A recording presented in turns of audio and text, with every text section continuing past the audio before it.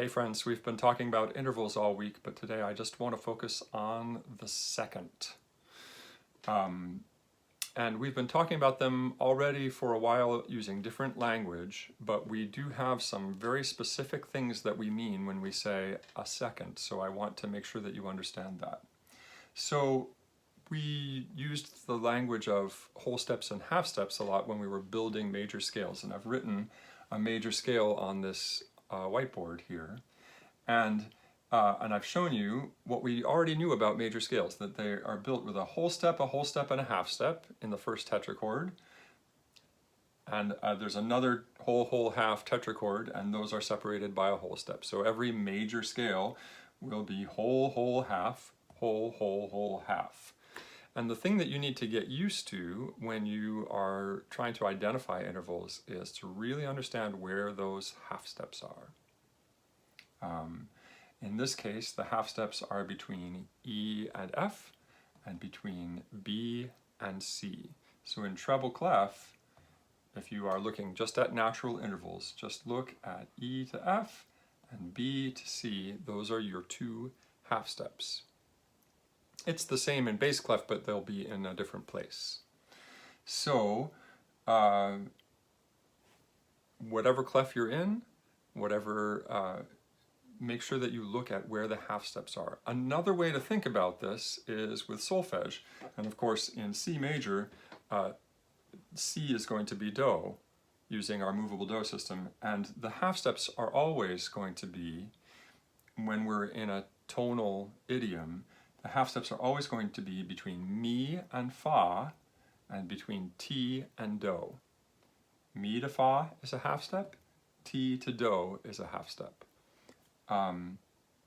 Okay, so I just was using the language of whole steps and half steps.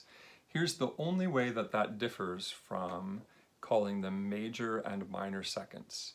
In order for it to be a second, it has to include two notes with adjacent letter names. Otherwise, it's not a second. So you can't go from C to C sharp and call it a minor second, because you haven't gone to two adjacent letter names. That instead would be called an augmented unison.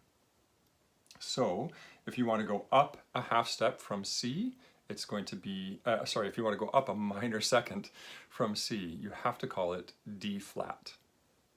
Okay, if you want to go down a minor second from D, then you will call it C sharp. Similarly, if you want to go up a minor second from E, it will be F, not E sharp. If you want to go up a major second from E, then you need to go to F sharp. E to F sharp is a major second. Okay, same thing here. If you want to go down a major second from C, you can't go to A sharp. That would be a diminished third. You need to go to B flat. That will be a major second. C down to B flat is a major second.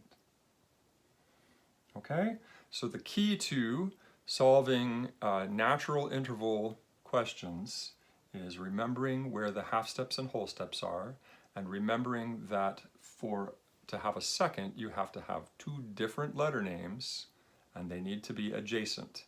That includes going from G to A or A to G. Those are adjacent letter names.